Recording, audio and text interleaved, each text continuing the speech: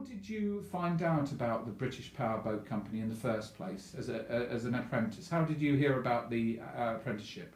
Well, in the beginning, I was born in Southampton, and the war started, and the bombing got very close to us there, and a relation in different... Whereabouts in Southampton? Chapel. Chapel, I know, yeah, well, down there used to be Chapel Wharf, didn't there, down by the division? And St Mary's Church. Yeah. That's where I was christened. Yeah, I know it well. Yeah, well, this relation of a mother's invited us over out of all the hot spot. Yes. Because we were not far from the gasworks. And the Supermarine, of course. And Supermarine, we got both of it while I was there. Yeah. And we lived with this relation for a while. Then my parents got a place in Oak Road, up the corner.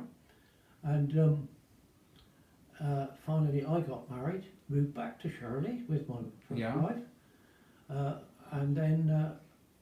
How did you hear about the job? Well, then we came back here. Yeah. And before that, my mother wrote to the British Powerboat Company on my behalf. Right. And said, you know, have you got a vacancy? Mm-hmm. And I went down for an interview. Right, how did you get there? Bicycle. Bicycle, you biked over from...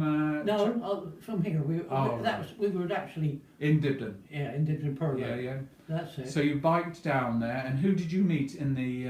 well, the first one was this Mr. Kenley. Oh, right, yes. He was the man that took on employees, mm-hmm. and his idea was that when a youngster started, you had to go into an office and be a runner. Mm-hmm. He put me in... How old were you? I must have been about 14. 14? Something like that. Yeah. Because I was 13 when the war started. And you started as a runner? That's it. And you went to every section of the British Powerboat Company, printed in orders from the works manager whose office I was in. Mm-hmm. I served two people. One was Jimmy Rand, the manager, and this Kenley, who did the employment. Mm-hmm. And it was his job after a few months, after I'd done all the rounds, and Mm-hmm. went in all the departments, seen all the work. How many departments were there, Stan? Oh, do you want me to start telling you now? Yes, please. Do go ahead. Name the departments. Well, there's electrical, Mm-hmm. there was the woodworking. Mm-hmm. Did they all have their separate workshops? To a certain extent, yes. Yeah. Yes. Mm-hmm. There was the sawmill.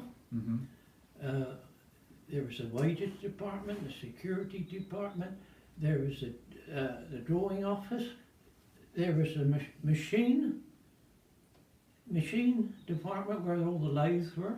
Mm-hmm. And over the road, in what is now got a load of different businesses on, was the where they converted the aircraft engines that were coming in, marinising them, putting gearboxes in. Is that right? So what they were taking was was it the Napier engine? There were Napiers, Yeah. Rolls Royce, Yeah. and Packards. And then they were turning them into marine engines. Yeah, really. by putting a gearbox. They were converting them, and the Yes. gearbox was the main thing. I would imagine so. What craft were they making there? Some people, such as myself, who're not over familiar with the site, think they were just building motor torpedo boats, No. but they weren't, were they? They were building a variety, were they? Well, there was the torpedo boats. They were 71'6", regardless of what they say. Yes, of course. 71'6". Yeah. There was the 68-foot RAF rescue launch. That's right. That was very famous, wasn't it? It was used to go out into the Solent and pick up. That's it. They're ready for when they came back. Yes. In case they ditched. I see. Yeah.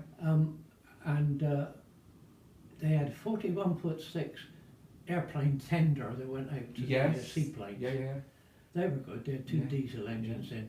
They also did a 12-foot radio-controlled target tower. Oh, did they? Yeah. Yes. They Well, used you to needed it in the war, didn't you? You Yeah. needed a Of practice. course, the boats those little boats used to come in a bit riddled sometimes. Yeah, of course they did. Yeah. But they were made unsinkable. Mm-hmm. These departments, there was a paint shop, electroplating shop, Of because course. all the screws and nuts and bolts are all plated so that salt air wouldn't corrode Oh, them. I see. Yeah. The boatyard had the reputation of being the most progressive, most advanced in the world. Did you get that impression when you were there? Well, it was certainly very advanced in they had piecework, what we call piecework, you know that? Yes. Well, besides the men's, we don't get it, apprentices, besides the men's normal rate, they got a bonus rate. Mhm.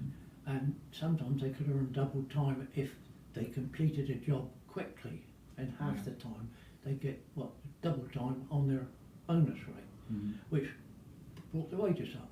But you know, when it closed down, the tradesman's wage had just reached £5 a week.